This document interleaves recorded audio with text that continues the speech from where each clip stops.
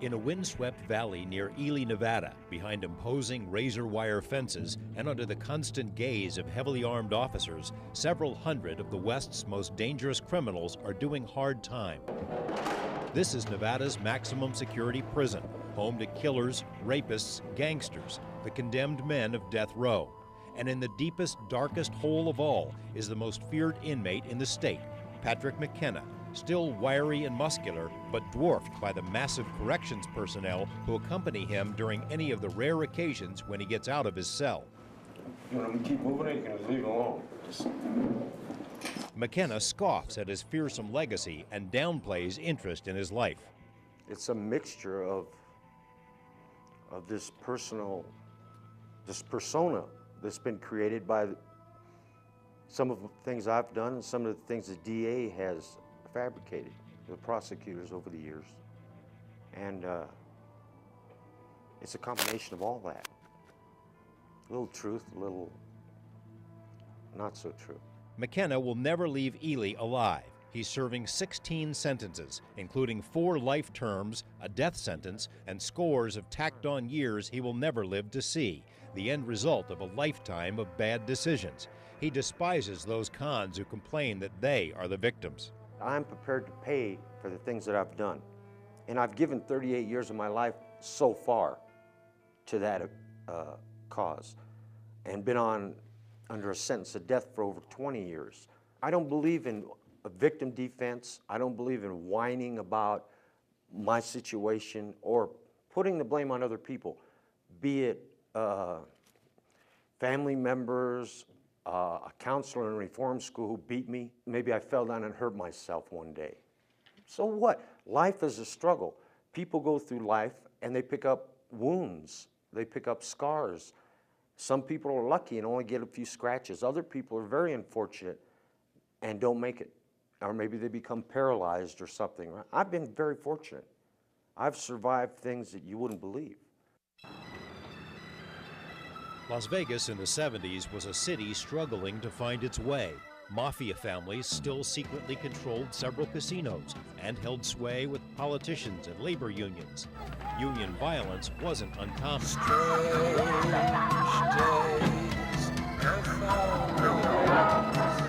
Well-connected mob figures controlled the street rackets and instilled fear even among lawmen, all at a time when corporations were moving into town, in the belief that the casino industry and Las Vegas itself were becoming respectable. Even in such a turbulent period, young Pat McKenna already stood out with a well-earned reputation as a dangerous man. McKenna's first public splash came in 1964 when, at the age of 17, he and a friend abducted a young couple to a remote spot on Sunrise Mountain. The boy was beaten, the girl savagely raped. McKenna was sent away to do 20 years hard time. Shipped to Nevada's old, ominous maximum security prison in Carson City, it didn't take long for the teenage McKenna to make a name for himself. In 1966, he escaped from the state's toughest prison. I snuck out in a garbage truck, but I sprained my ankle when the truck tipped over. You know, I damn near broke my ankle getting out. So you didn't get very far? No, not far at all. For the escape, he was sent to solitary confinement, the Hole. He did 6 back-to-back stints in the Hole, 29 days per stint, 6 months overall, nearly all of it in total darkness. While there, he had time to plan. And the day they put me upstairs for the one day in between 29 stretches, I escaped again. And me and 6 other guys escaped that day, the very day they took me out of the hole. How many days? We got all the way out. We got all the way out, you know, all past the fence. They were shooting at us. We were going under fire. As we climbed the fences, we were being shot at. Police dogs tracked down the cons, and McKenna was back inside. The following year, he somehow managed to cut through the bars of his cell, but it was noticed before he could bolt. In 1973, during a prison riot, McKenna acquired a knife and took a guard hostage. Again, his escape was thwarted. While inside, McKenna hooked up with a prison gang, the much-feared white supremacist Aryan Brotherhood. In a prison interview in the early 80s, he hinted about his affiliation. Prison, especially a maximum security prison, you're always going to have cliques, violent episodes, prisoners against prisoners, the weak getting vamped on by the strong. But how much is contained depends upon the type of administration. In my early years, I was involved in prison gangs. Sometimes it's a matter of personal survival. Sometimes it's a matter of pure criminality. Back then, the prisons were different. They weren't constructed like this. They were big open yards, guys milling around, a lot of freedom inside the walls. All the administration cared about was don't escape, don't breach the walls. What went on inside the prison was our business. That makes for a situation of, you have to control the situation. You have to control that to control your life, to make sure you not only survive, but while you're there, you're doing as good as you can. Despite his gang affiliation and the escapes, McKenna was paroled in 1976. 5 days after being released, he went to carry out a murder contract and ended up raping the girlfriend of his target. His parole was revoked. And even then, when I was out, I was doing prison work. My head was in prison because when I got out of prison, I had things I had to do for the crew. There was money to collect, there was vengeance. I was an enforcer. There were things that needed to be done. In 1978, after serving out the remainder of his sentence, McKenna was released again, but wasn't out long. He dutifully carried out another gang contract, although his victim survived, and he was busted for assaulting 2 women in a Las Vegas motel. On the night he was convicted for the assaults, he was taken to a cell at the Las Vegas Jail Annex, the place where he would earn his greatest notoriety. The prisoners themselves have revolted up there. There were shots fired. There are 2 dead bodies in the jail. More on that when our story continues.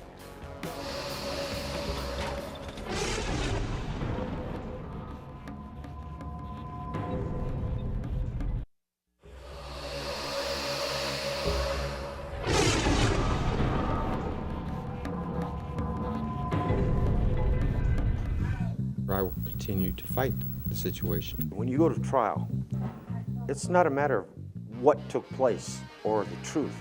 It's a matter of the prosecutor forming his lies and the defense forming their lies. So you have 2 sets of lies, and nobody gives a damn about what really happened.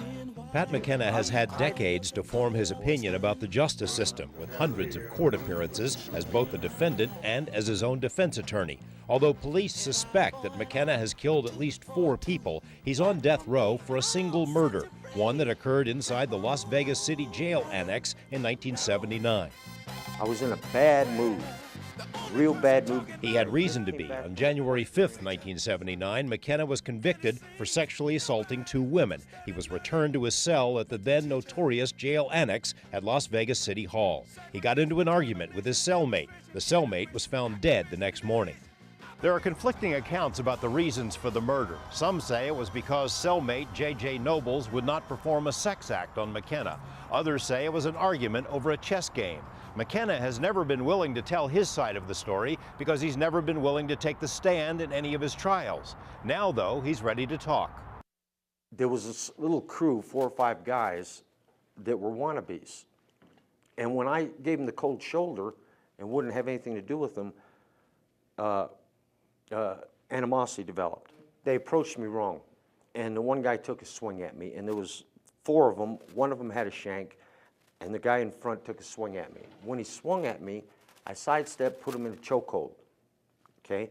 I got him in a chokehold in front of the door, the cell door, which is about so wide, pushing his body against the cell door because the other guy's got the shank, his partner, trying to get around, taking shots around him, right? I'm using him as a shield for too long. I held him in the chokehold too long.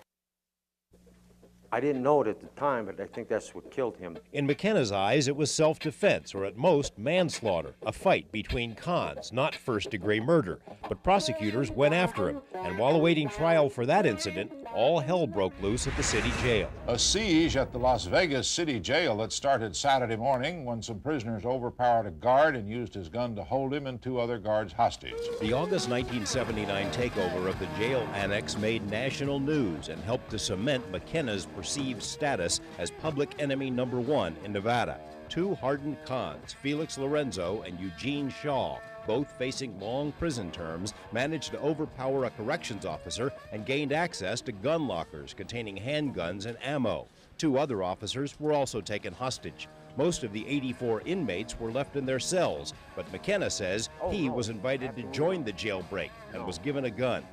The plan was a quick breakout, right? That was the plan. That got fouled up because before we could get out, within the first 15 minutes, somebody spotted something was wrong, and the alarm went off, and we were caught.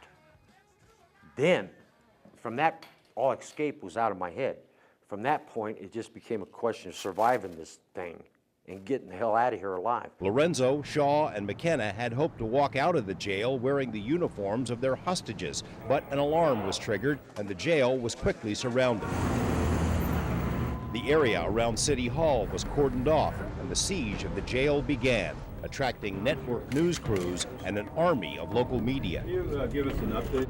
Yes, I was familiar with Pat McKenna. This is a much smaller town. Jerry Keller was a patrol sergeant and trained hostage negotiator. Years later, he would become Clark County Sheriff, but during the siege, he served as the principal spokesman for the police negotiating team. These three guys that had these three guns were committed career criminals that had, you might say, nothing to lose.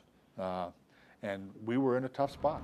Keller and the hostage team made phone contact with the inmates to find out what they wanted. The initial conversations were with ringleader Felix Lorenzo, but eventually Pat McKenna became the inmate spokesman.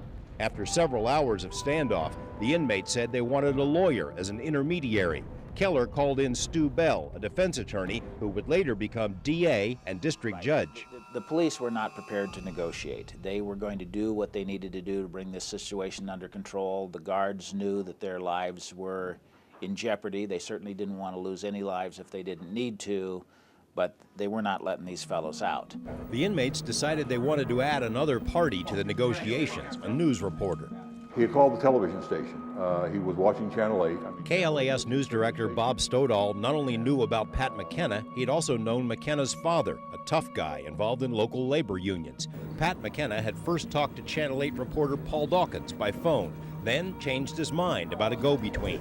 Okay, we have talked to the prisoners, and they have requested Bob Stodahl of Channel 8 to receive their responses. As the hours dragged on, Stu Bell and Bob Stodahl shuttled back and forth between the inmates in the second-floor jail and the police negotiators below. What's the word? Anything? It's real quiet, and things are moving ahead. Stodahl recalls the face-to-face meetings. McKenna is in the middle, and I believe Lorenzo was on the left, and Shaw was on the right. And Lorenzo and Shaw were they were nervous and ducking down where McKenna sat and kind of got his spot. And my focus was really on McKenna to and I saw the other two, but they're always bobbing and weaving. But my eyes stayed right on McKenna. He was in charge, he had control. He told them to calm down, take it easy. The cornered inmates seemed to be making up demands as they went along, a list of 18 at one point, many of them focused on poor conditions at the jail, and a few that were more grandiose. McKenna and his crew started by asking for a helicopter and money and some of these other things, and our instructions were just kind of play along with them and say, hey, I don't make the decisions, I got to take it back to Keller, he'll tell you. But of course we knew that the answer the next time we came back was no, there's no helicopter, and then they'd move to a car or a bus or something less, and pretty soon at the end they just didn't want to get shot. The snipers had a green light to take them out, take out the criminal negotiation side, McKenna, Lorenzo, or Shaw, at any time there was a danger or threat to either one of those third-party negotiators. Police believe the inmates wanted the face-to-face negotiators because they hoped to grab them as additional hostages. In the early going, Felix Lorenzo had vowed to kill the hostage officers and dump them down the elevator. McKenna, for one, says he wanted things to cool down. And then across the street was a sniper with a red dot on my forehead. Yeah, while we talked, But I told him much the same. We're just trying to get out of this thing alive, But by that time, the thing had deteriorated to Once this list is resolved, and if they have any more, we'll probably get those also. After 44 hours of tension, just as it appeared a peaceful end was in sight, guns inside the jail began blazing away. The ringleaders were shooting at each other. The black guy just went crazy and came around the corner and started shooting. When it was over, police found 18 spent cartridges. Coming up, why the situation went sour and how Pat McKenna became the person that he is. It makes him look like Hannibal Lecter out of the movies.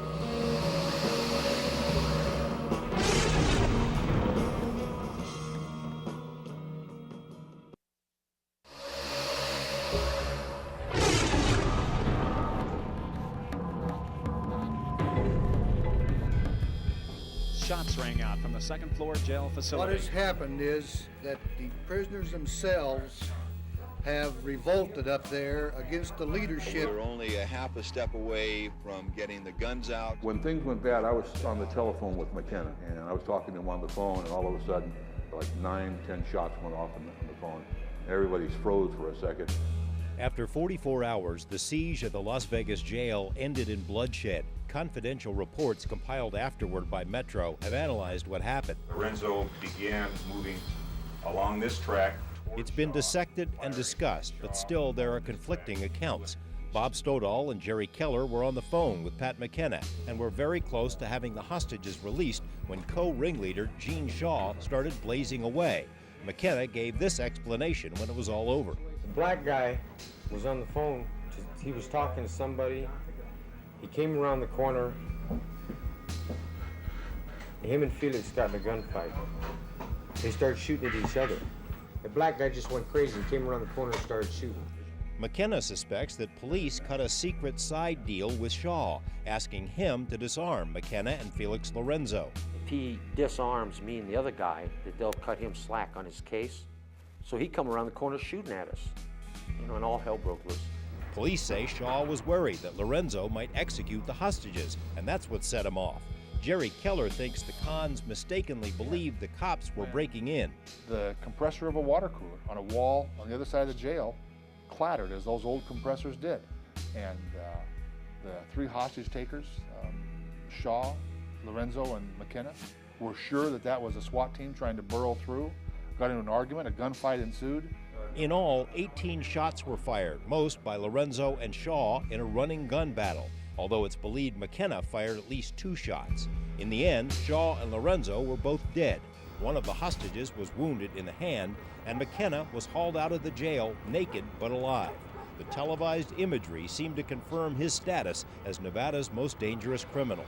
I mean, these were not people in jail for petty larceny. These were bad actors, and I don't want to promote Patrick McKenna's reputation inside the prison system, but he was a bad actor, so was Lorenzo, and so was Willie Shaw. I remember seeing him naked on the news when they hauled him out naked, yeah. Ken McKenna is Patrick's younger brother, but has also been his defense attorney. In fact, his first case, fresh out of law school, was to defend his brother for the murder of cellmate J.J. Nobles. And Pat grabbed J.J. and started choking him. Before the Nobles case came to trial, prosecutors first tried to nail McKenna for the murder of Eugene Shaw during the jail siege.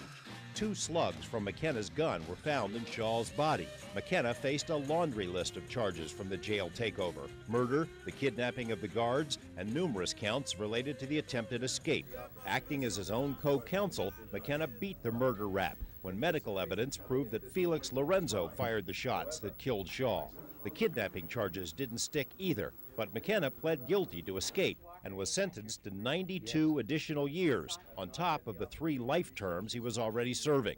1 month later, he was tried for the cellmate murder. We, the jury in the above entitled case, find the defendant, Patrick Charles McKenna, guilty of murder in the 1st degree. As with all of his other trials, McKenna was kept off the stand, unable to tell his version of what happened. But it wasn't the crime itself that put me on death row. It was the other things, like the jailhouse thing. That's what's got me on death row. Not that particular crime. That particular crime is not a death penalty crime. I don't care how you hook it up. It was a fight between 2 felons, at most manslaughter, at most. He's in that situation where he can never testify. Now you say, well, what do you mean, Ken? Pat, and there's others like him who are in the criminal system, they can't testify because even if they tell their side of the story, and even if the jury believes it and it seems believable and you look them in the eye and it seems sincere, the district attorney's going to stand up and say, When you were 16, you committed this crime. When you were 17, you were convicted of this. When you were 18, you were convicted of this. So no lawyer can ever put Pat on the witness stand to tell his side of the story. It's never been told. Also never told was the larger story. How did Pat McKenna become this arch criminal and monster? Why did he end up on death row while his brother became a successful lawyer? McKenna's family has always wanted to tell the story in his defense, but Patrick would never allow it. To him, the story sounds like whining. So I had a few tough times when I was like, who hasn't? Well, there are people eating out of garbage cans, little kids. Today, they're having a tough time. You know, so they automatically get to grow up to be a criminal? I don't think so. It's a matter of character. It's a matter of character, and it's a matter of right and wrong. When I was younger, I had opportunities not to be a criminal. I made a conscious choice. McKenna's choices were limited as a youngster, and things happened to him that couldn't help but affect his development. His father was a tough customer, involved in union organizing, a violent alcoholic who routinely beat up Patrick's mother. And there was constant abuse in our house. It was insanity. Although the excuse of abuse may seem overwrought these days, Ken McKenna says it was an everyday reality in the McKenna household. Pat was a bright kid who became bored with school, got into minor trouble, truancy and such, beginning at age 11. At 13, Pat McKenna tried to stand up to his father and protect his mother. His father beat him to a pulp. Mrs. McKenna heard about a new program, the Spring Mountain Youth Camp, a place where wayward boys could get back on track. It was a godsend. This camp had just been created.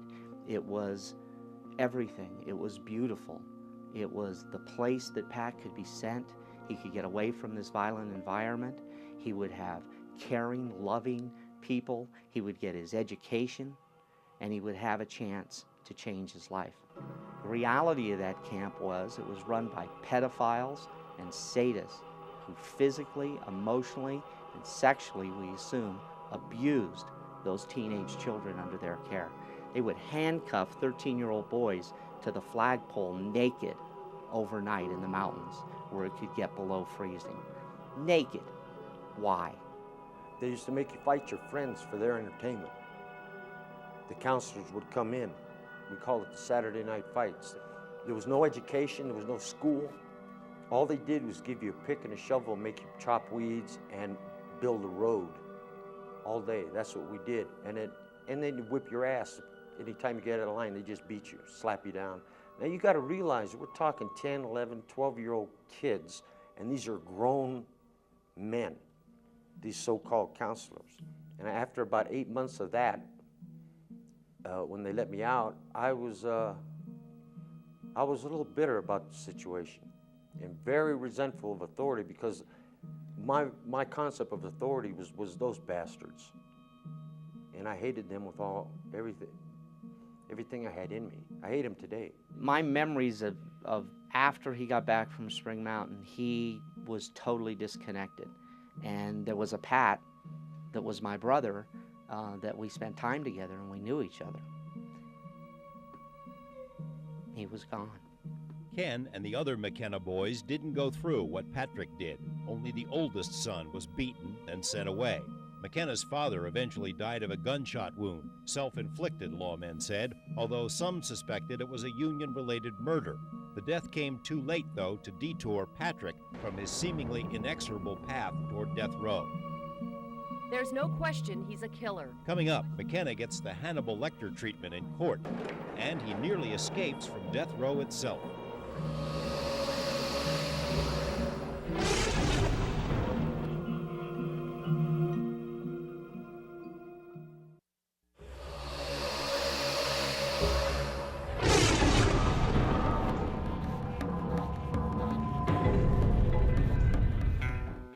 Yeah, I'm a criminal, or I was a criminal, big time. Yeah, and I've done 38 years. I mean, I want you, can you just off the top of your head think of anybody any criminal that you know that's done 38 years in prison? Just off the top. You remember the guy that J. Edgar Hoover captured down in New Orleans, a guy named Creepy Karpus back in the 30s? Alvin Karpus, yeah. He did 30 years.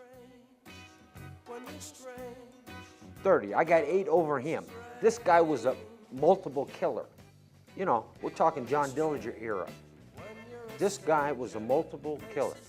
He did 30 years. I've seen, like I said, killers come and go. I've seen people that don't deserve to be alive come and go. Child killers, people that kill children, people that do things that are just unspeakable, come and go. I don't like it, you know, but I've put in my time. So anybody that's got a beef with me or thinks that, hey, this guy needs to be executed, anybody who may be watching, shoot your best shot. It's no exaggeration to call Patrick McKenna the emperor of death row. He spends 23 hours a day in isolation, but still commands respect from both inmates and corrections officers, in part because of his seniority on the row, and in part because of his reputation as a dangerous hombre. The sheer enormity of his collective sentences makes him stand out, even among the hardened company at Ely State Prison. I've been in corrections almost 29 years, and there might have been a few over the years, but I can't, you know, specifically call to mind any inmate that has 16 different sentences, and, you know, 4 of those are life sentences, and one of them's a death penalty case. Warden McDaniel declines to characterize McKenna as his most dangerous inmate. He says they're all dangerous if you allow them to be. The Ely facility is a tight ship that doesn't allow for a lot of interaction among cons, something especially true for McKenna, who's cleaned up his act over the past several years. In his earlier career as a criminal, I guess, in the system, had a lot of what we call write-ups or disciplinary infractions within the facility. They've kind of went up and down over the years. He's in the last few years, he's slowed down a lot, and he's probably being a little bit more watched a little bit more carefully in the last, you know, several years, and doesn't really have the opportunity to do some of the things that he did in the past. For all of the crimes on McKenna's record, the escapes are what have earned him the most notoriety. Twice he slipped out of the maximum security facility at Carson City. 2 more times he came close. After the infamous jail siege and his murder conviction, McKenna was returned to Carson City. Somehow, he acquired a pistol and kept it hidden behind a shower wall for a year. In 1981, he used the gun to take 9 guards hostage in yet another breakout attempt. He surrendered when prison officials refused to negotiate, commenting that he just wanted to give it a shot. You know, he gets a little smile when you talk about his escapes. He gets a little smile on his face. He recognizes he's not doing a good thing, but it's a point of pride for him almost, isn't it? You know, Pat's extremely intelligent, and having gone another way, he could have been whatever he wanted to be. So I suppose in his world that he's in, sure, he probably does take pride in the success, the accomplishment of an escape. I can completely understand that. When I was a youngster, I used to think about it a lot. And I used to put it into practice. And I used to do it. Later, it became more of an academic thing. Back then, I used to put things into action. I used to form an escape plan, and then I would put it in action, see if it worked, you know. And sometimes it did, and sometimes it didn't. But a lot of it was that. And when I was younger, I generally wanted to get the hell out, you know, and do things, you know.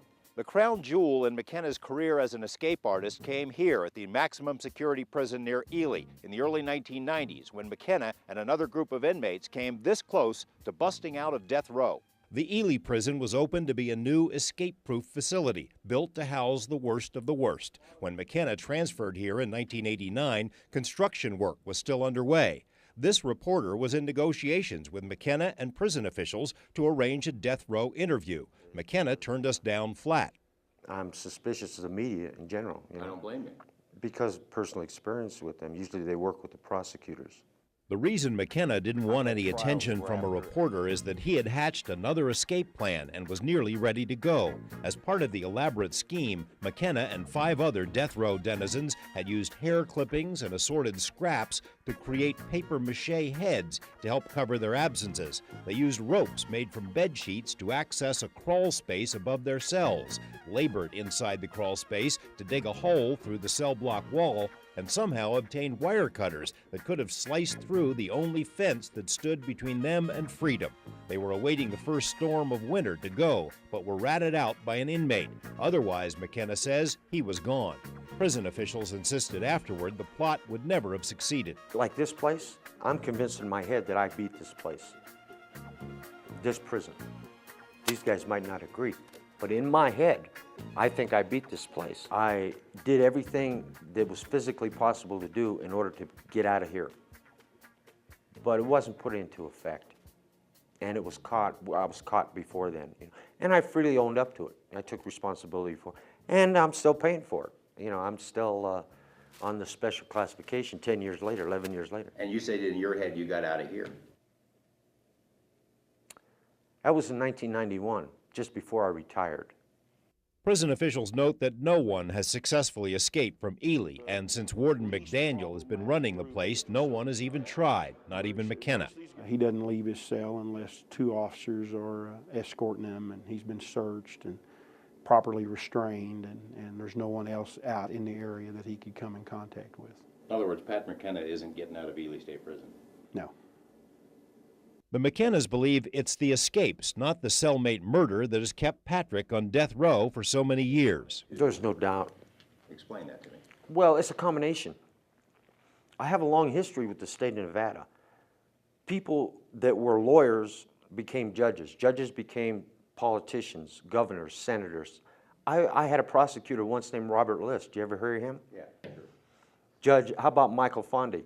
Yeah. All these people are judges, ex-governors, or sit on the Supreme Court today. Mike Callahan, Robert List, Paul Laxall, Harry Reid, our senator, on and on and on. All these people I've had personal things with over the years as I've come up through this system, okay? You take that, and then you take the fact that I've done things against the system, like my takeover of the jail, my successful and not too successful escapes, the embarrassment it may cause certain officials, right? You take all that stuff into consideration, and you're going to have a lot of animosity between me and the state of Nevada in general. I piss them off. I make them mad time to time. Pat's theory is that these escapes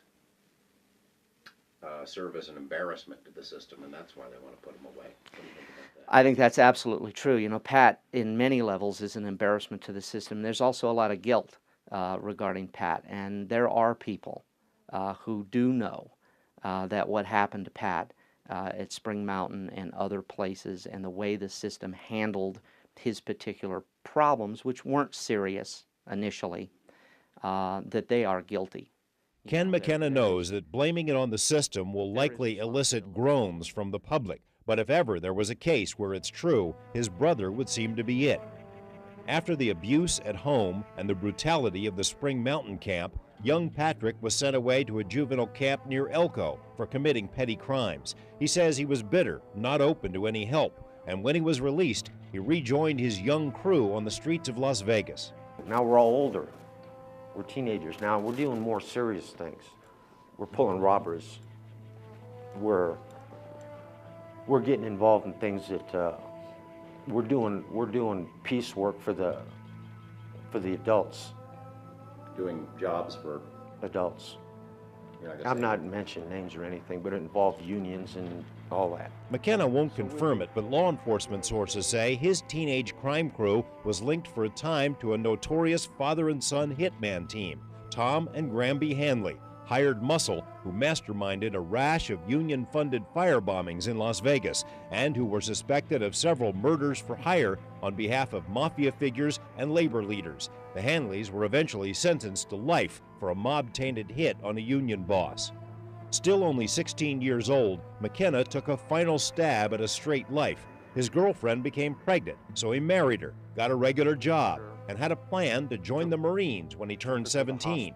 The dream didn't last long. The baby died, baby girl. And I didn't handle that real well.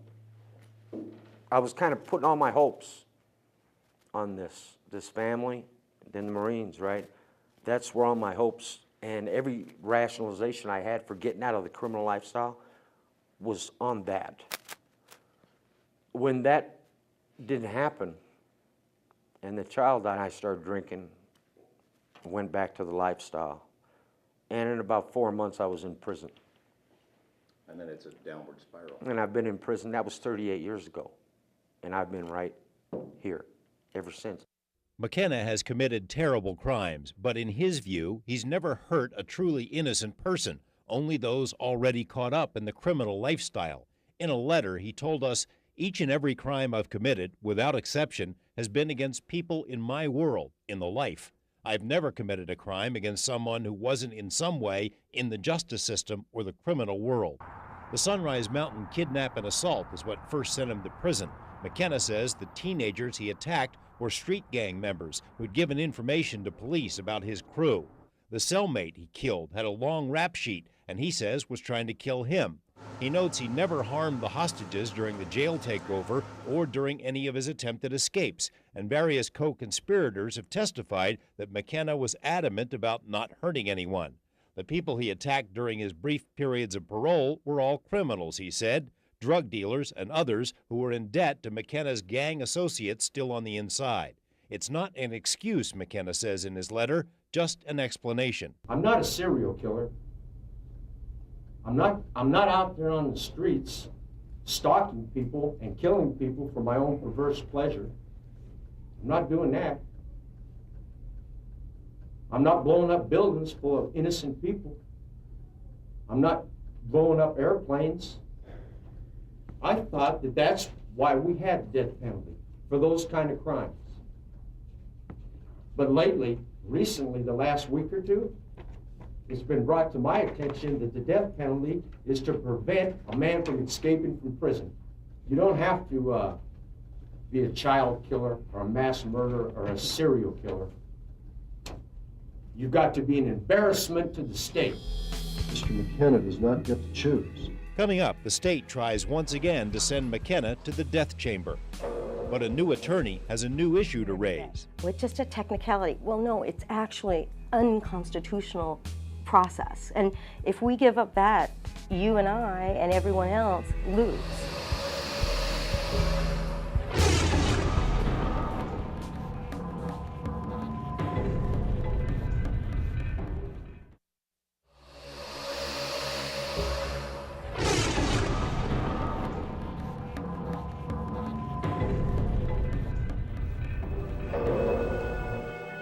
This is the room where prosecutors hope Patrick McKenna meets his end, Nevada's death chamber, where convicted killers are strapped down and injected with a lethal cocktail.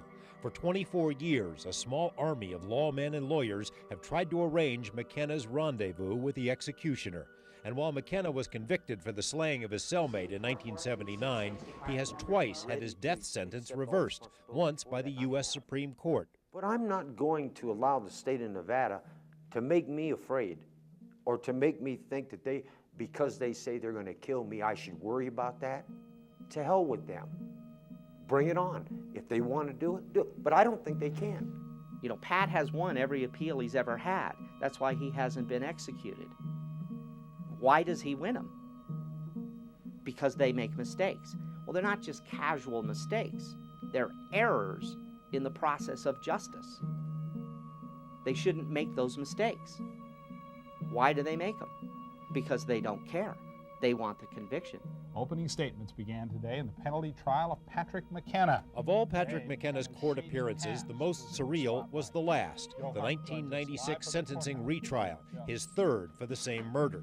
Security was unprecedented. The courthouse was surrounded by officers, dogs, and a helicopter. Inside, SWAT officers checked the courtroom, then stayed for the proceedings, armed to the teeth. Everyone who entered the building had to be screened twice, and McKenna was transported to the trial in a wheelchair with blinders on his eyes, mitts on his hand, 2 sets of chains and a 50,000-volt stun belt around his waist. The measures were taken not only because of McKenna's prowess as an escape artist, but also because of rumored threats issued by the Aryan Brotherhood, McKenna's one-time prison associates. That security was there for a reason. I'm not at liberty to discuss all of those reasons, but I can tell you that he was safely transported from the Nevada State Prison to the Clark County Jail, into court, back to jail, and back to prison. He didn't escape, and no civil rights were violated, and that's the mission accomplished for the Las Vegas Metropolitan Police Department. McKenna thinks lawmen got some bad information, perhaps from a prison informant. He says he long ago gave up any affiliation with the Aryan gang, and that in solitary he couldn't associate even if he wanted to. I'm retired. I'm not a member of anything.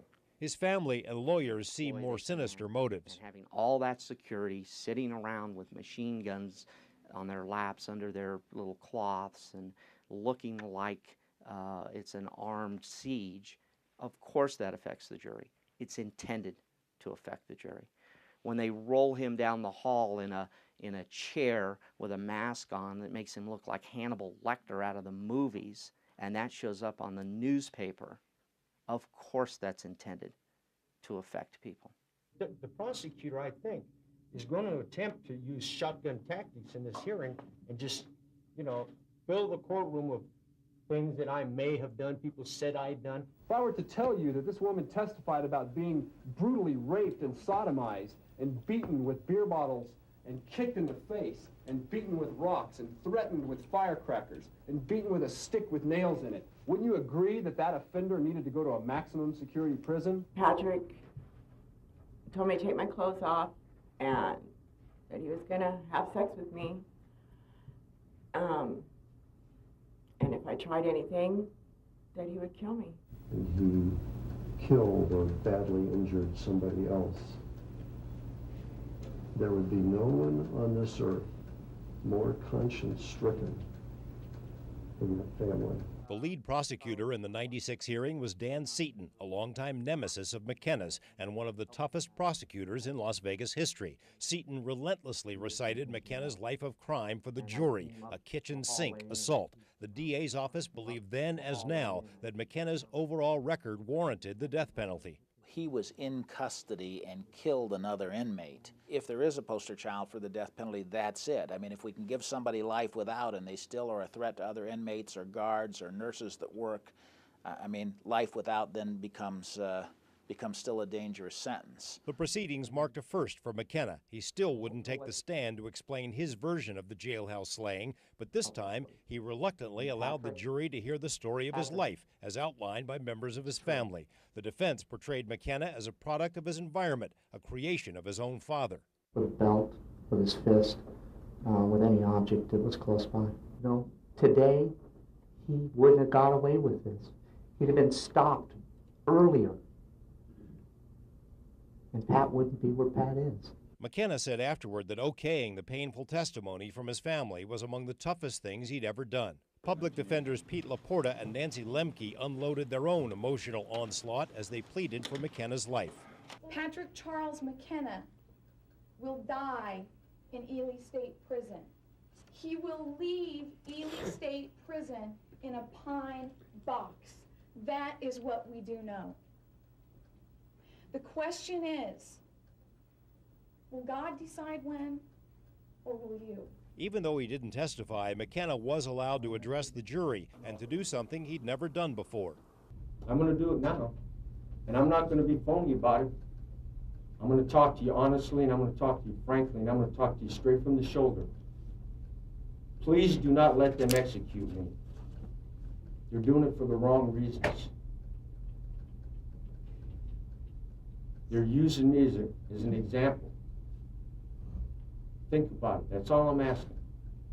Think about it. Don't be overwhelmed by the propaganda and the smoke screen. And I ask you straightforward, honestly, not to execute me. And listen, I know this has been awkward for me and probably for you, and I thank you for your patience. Thank you. You want to live? Whose choice is it? Mine or the state? Is it my choice? Yes, I want to live. I want out of prison today. I want to live in a condominium in South Beach in Miami. This is what I want. I can't have these things. But it's not my choice whether I live or die. For the first time, a jury found there were mitigating circumstances in McKenna's crime. They were moved by the story of his life. But in the end, the verdict was the same. This is the third time a jury has ruled McKenna should die for a 1979 killing. In these boxes are the sum total of Pat McKenna's life in the legal system: court documents, affidavits, police reports. It now falls to defense attorney Patricia Erickson to sift through the mass of paper to figure out if McKenna might win yet another appeal of his death sentence. He has had really horrendous things occur in his cases. I mean, the Ninth Circuit does not reverse capital cases on something that's not important. Officially, Erickson's pending appeal is limited to what happened during the '96 hearings, but she intends to examine the entire record of the cellmate murder case. More pointedly, Erickson says the security at the '96 hearing was over the top and will be an issue. The entire argument was this man is a danger to society. He'll kill her, he'll escape, he'll kill again. You know, you have, I never was inside, so I can't say, but my understanding was that there were SWAT, you know, armed SWAT members, and that there, you know, there's certainly the security at in the gate, you know, going through the front door. That, you know, the kind of security is you know, unprecedented, and anybody that's ever been in the courthouse would know that. I mean, all those jurors who are being asked to decide whether Patrick McKenna should die for his prior crimes and this crime itself had to feel the immense, you know, the incredible, you know, you don't have that kind of security unless that person is really, really dangerous. Erickson notes that while McKenna has been in prison for decades, there's never been a psychological evaluation of him to determine what shaped his psyche or whether he feels remorse. She asks whether society in general bears any responsibility. He started in our prison system at 11. We put him in, you know, horrendous situations from his early childhood on. I mean, he is a product of our prison system, and we need to take responsibility for that. Not even his family would argue that Pat McKenna is an innocent victim, but some whose lives have intersected with his wonder if death is the appropriate remedy. This is not an issue of sympathy for Pat McKenna, but clearly this is somebody who almost from day one really didn't have much of a chance. I don't want to say he was predestined, but everything just was in order for him to be in trouble all of his life. Death, I don't think so. He has done bad things, but it's not all because of who he is. It's because of how he was treated. And the bottom line is, when it comes to his death penalty sentence, it's unnecessary. It's not necessary to execute Pat McKenna. Since then, 1961, there has been no executions in the state of Nevada that have not been voluntary. You know, legal suicide, every execution has been a guy just giving up and legally committing suicide. There's never been. Now, why is that? Because the state of Nevada has such a fouled up legal structure in order to get the death penalty that convictions never hold up.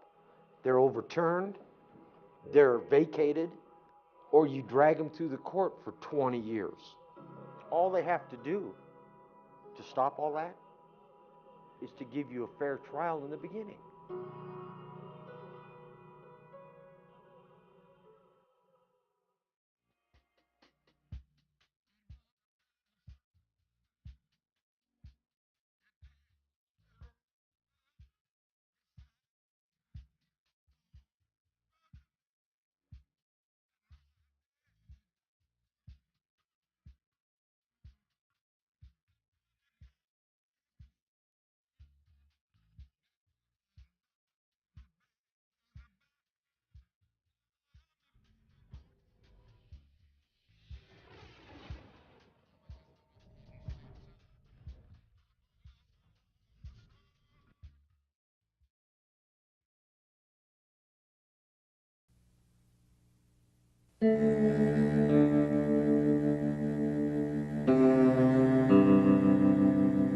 When all this happened, I was 24 years old. I was married to a really good woman. who had 2 kids of her own. And I don't know what happened. I don't know why. I've even stopped questioning it because I can't figure it out. Timothy Gribble raped and murdered 2 women in Galveston, Texas. He was sentenced to death in 1987. You know, it hurts that I know that I'm that individual they're talking about, because, you know, when I look inside myself, I don't think I am. I see myself as just who I've always been, and perfectly normal. In my mind, I don't think I'm capable of those things, but obviously I was. I grew up middle class. I had every opportunity offered to me in the world, of education, of employment, of community. And so it's not like I can fall back and say, well, I was underprivileged or I was in a bad situation. I wasn't. Most of my life was working for my father, who owned a full-service service station. And I used to like to go out and be around the people, you know. I'd pump the gas in cars, you wipe the windows, and you talk to people. And I got really well, or good, at communicating with people. You know, hi, how you doing? And I enjoyed it. I look forward to going to work. I've got 2 sisters and a brother, all older than me. I'm the baby of the family. In the 12 and a half years I've been here, my brother's been up maybe twice. He's coming back from execution. You know that there's somebody who's supposed to be executed? No, I didn't know nothing about that. Sure did. I didn't know that. They getting ready to kill them every day. People in Huntsville talk about the executions? Not really. Well, I haven't really been around nobody that talks about it, really. Why do you think that is? I don't know. I really don't know. Just like I said, you do the crime, you pay the fine. The citizens of Texas are pretty outspoken that if you do crime in Texas, you're going to spend penitentiary time. If you kill somebody in Texas, if you commit capital murder, you will be executed in Texas. Every day, inmates are released from prison with $50 and a bus ticket voucher. First time I ever been in trouble in my life, and they give me 18 years. So. What were you in trouble for? Burglary. I was sitting there for a DWI, and they hard on DWIs. It's like murdering somebody almost. I was in there for robbery, you know, kind of took a lot of dope at the time, you know, and just went to robbing folks, you know. Shouldn't have done that, but I was young. Got in a fight with a kid, a 16-year-old kid. So they gave me 5 years on it. The guards, some of them, most of them, you know, they try to give you a hard time. You just got to learn to deal with it, you know. I was on Ellis 1 where death row is, and it's wild over there. I mean, I wouldn't wish it on my worst enemy. I got the execution date for March 15th. And 45 days before my date, they moved me to solitary. Solitary is pretty much a punishment wing. There's no radios, there's no televisions. So it's hot all the time. A lot of noise because it's usually the troublemakers that are housed on solitary.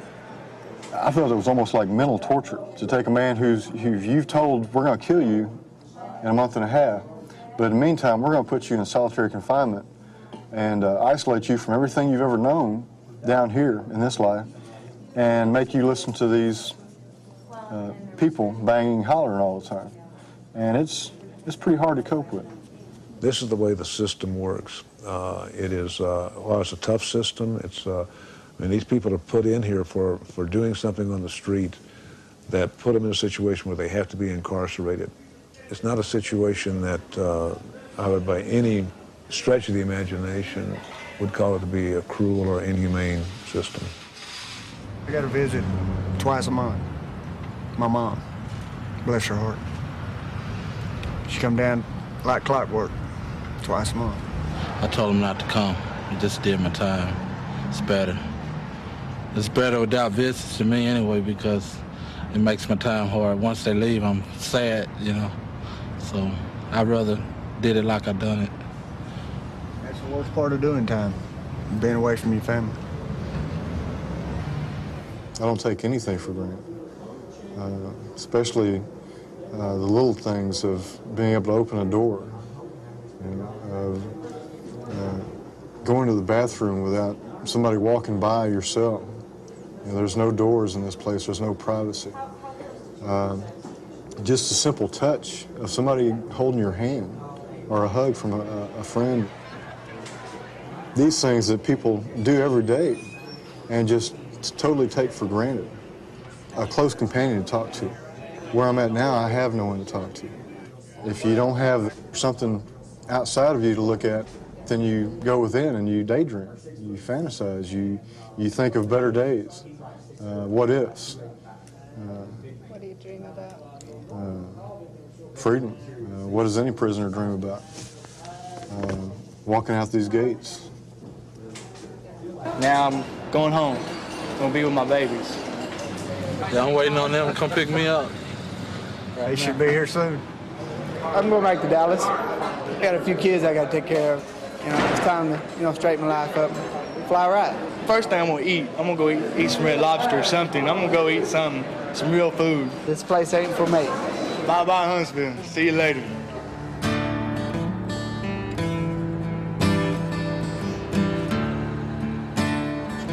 Nobody wants to grow up to be a death row inmate. Maybe I didn't appreciate what I had or how easily it could be all taken away.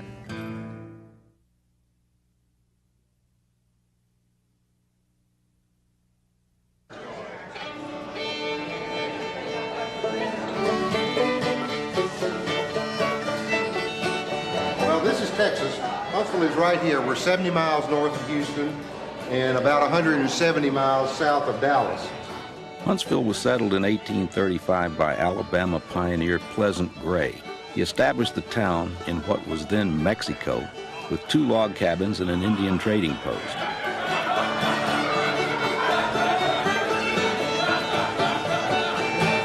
Now, Texas is the only state that people always report to you how many generations they've been here with pride.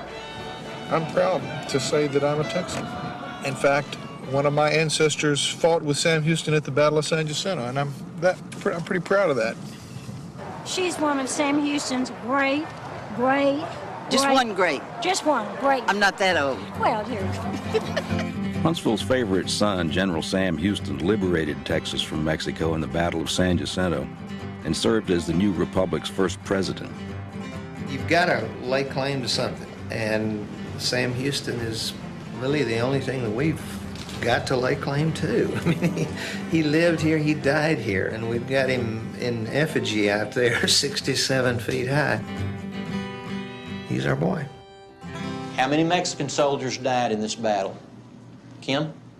Over 600. How about Texans? How many Texans, Ryan? 9. Yeah, 9 Texans died. It was one of the most decisive victories in the history of the world. Now, the killing, though, went on into the evening. The Texans wanted revenge, and they'd lost brothers, they'd lost fathers in the Alamo, so now they were thirsty for revenge. Sam Houston tried to get control of his men. He didn't believe in just these murderous acts after the war had already been won. What did Sam Houston do on April the 1st? Do you remember, Kim?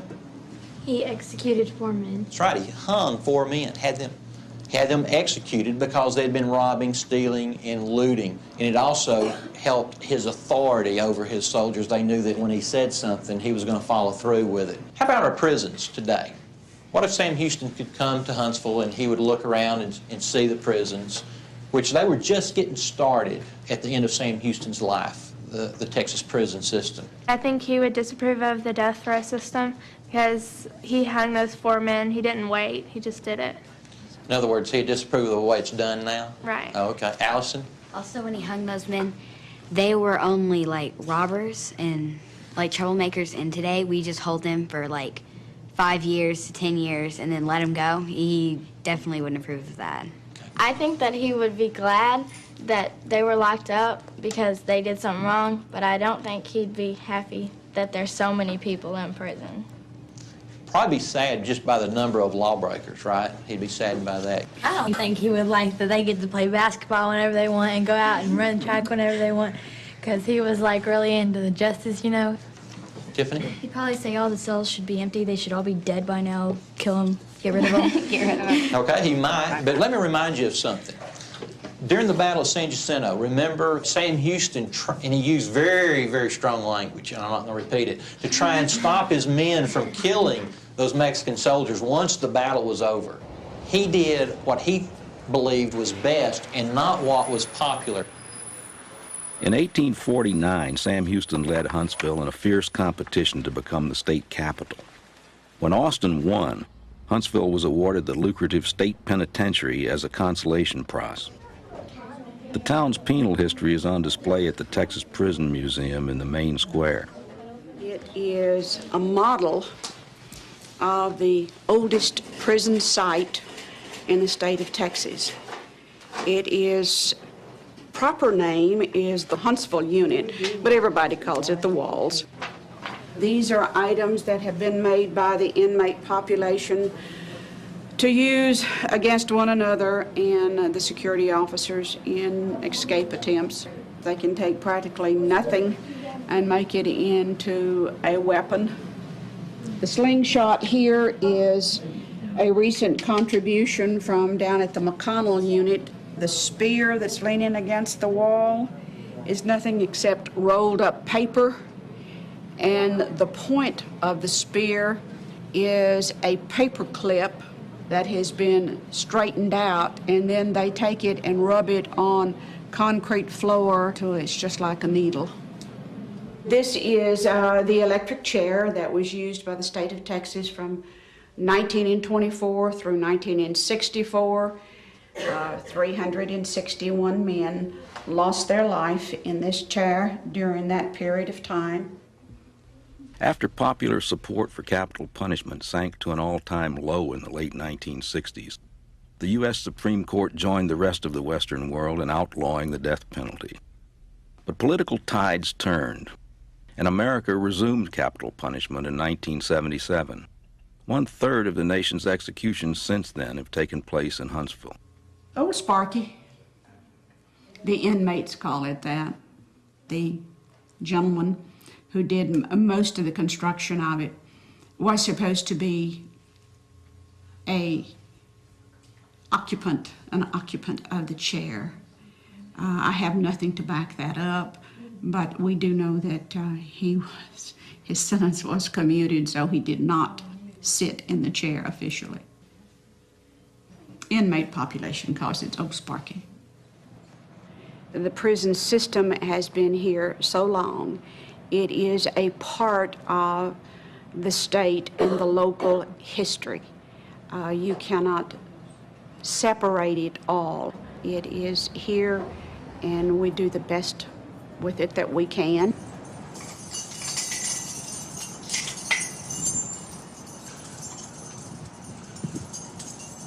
This area right here is known as the death house. When the inmate is brought in for execution, the inmate is brought in a van with a series of gates.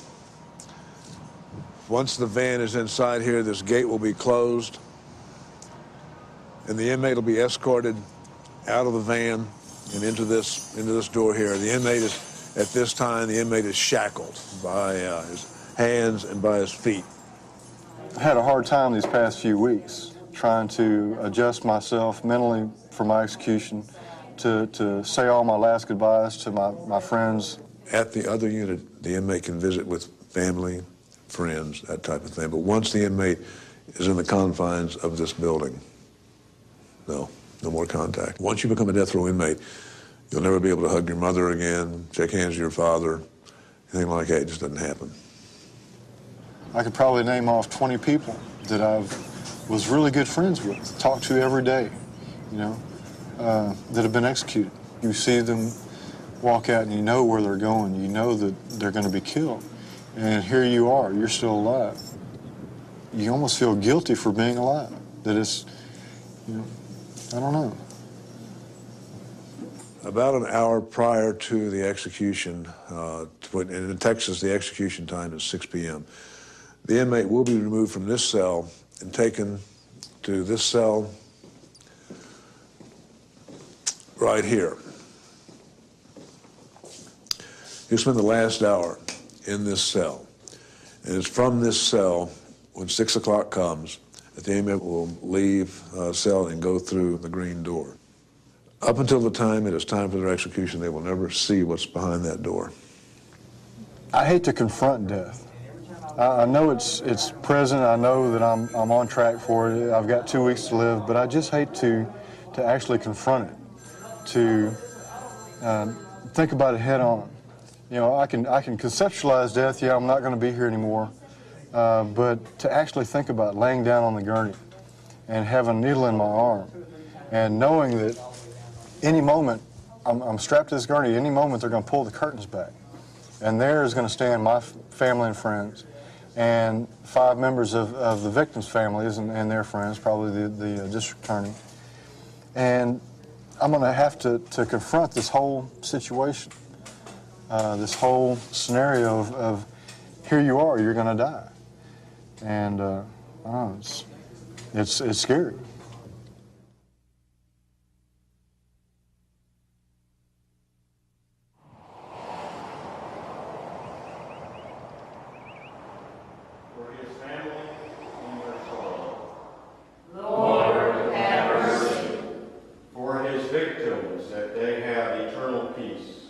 Members of St. Stephen's Episcopal Church hold a special service every execution day. For the correctional officers, it's very easy here in Huntsville, where they take place, to ignore what's happening. For the executioners who represent us, give them peace. We have those few agents that do the actual lethal injection, but it's on all our hands.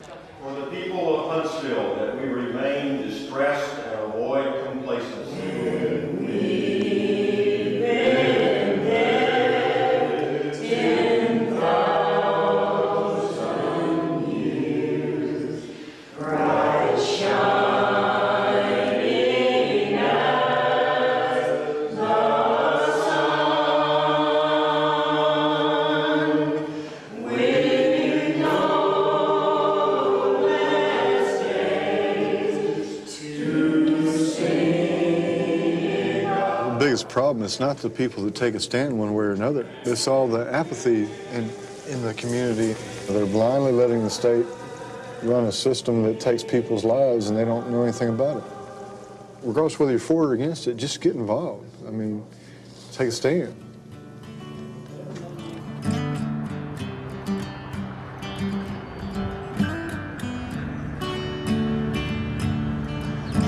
Looks like a quiet night tonight. A lot of times it depends upon who it is, how much notoriety he has or whatever. He will be the 12th execution of this year and the 211th since lethal injection began.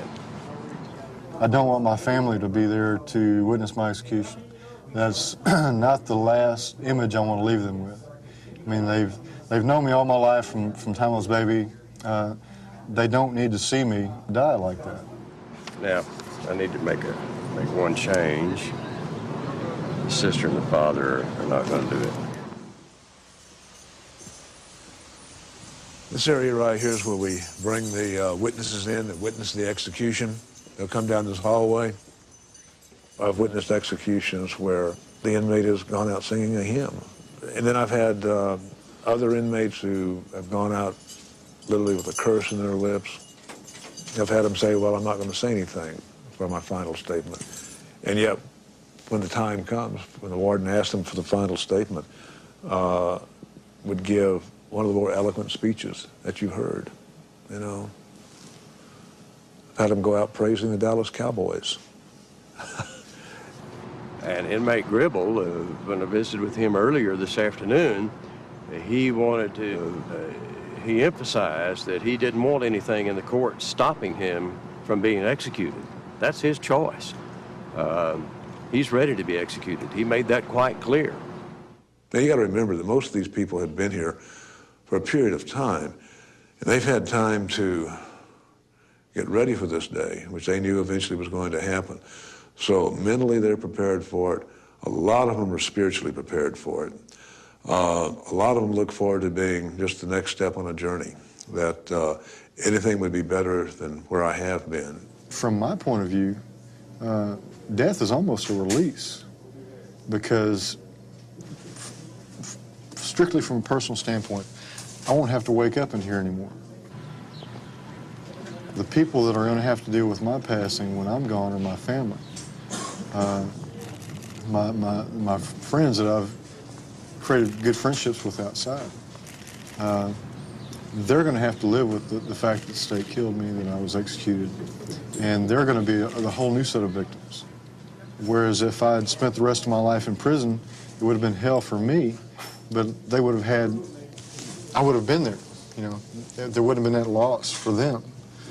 And so I really regret it from that standpoint.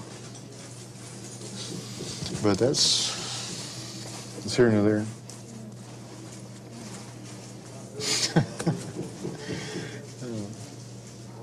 Prison changes people. The condemned person, 9 times out of 10, is a completely different person than he was when he or she committed the crime. I keep it in perspective by knowing that they have changed. I go back and I read the crime itself, what mistake they made to find themselves in a position where they're a candidate for execution. That gives me a balance on the thing, that knowing what these victims must have suffered.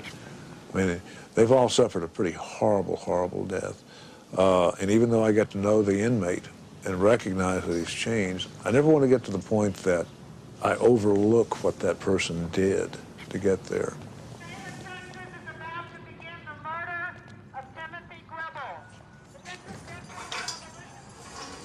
I'll come back here just when the inmate arrives, and the purpose of that really is to, first of all, find out if he has anything he wants to say to the media, and in lots of cases, to say goodbye.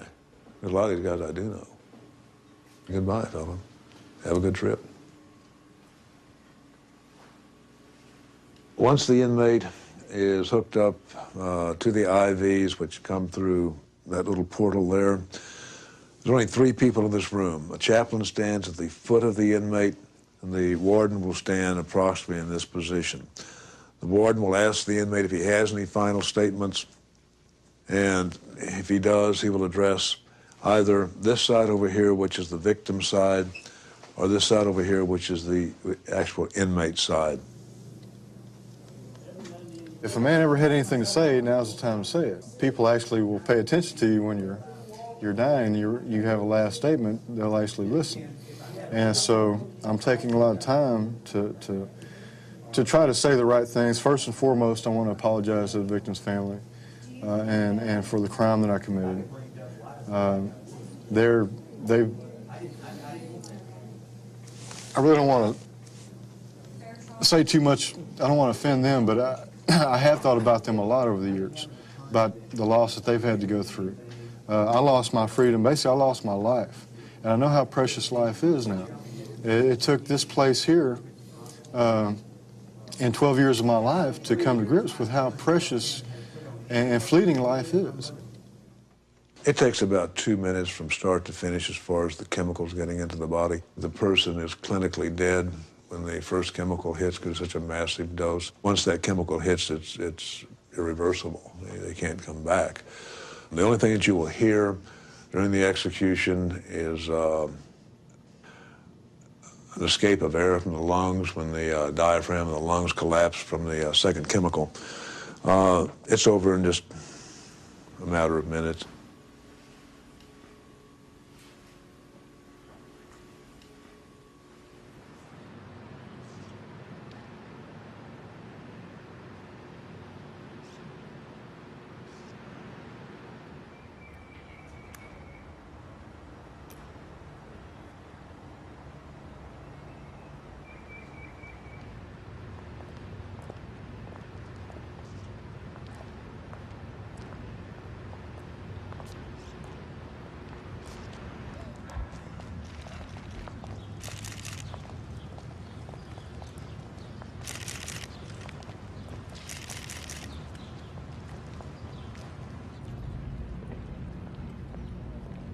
There is no way that I can know your sorrow for losing someone so close to you. It was a horrible thing that I did, and I regret it deeply. I don't know if this will ease your pain, but I truly pray that this will help you find peace.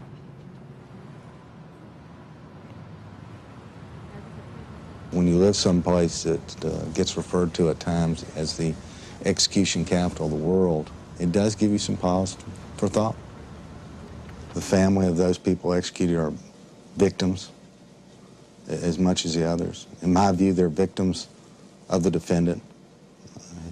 The defendant's family are his victims as well because of what they put them through.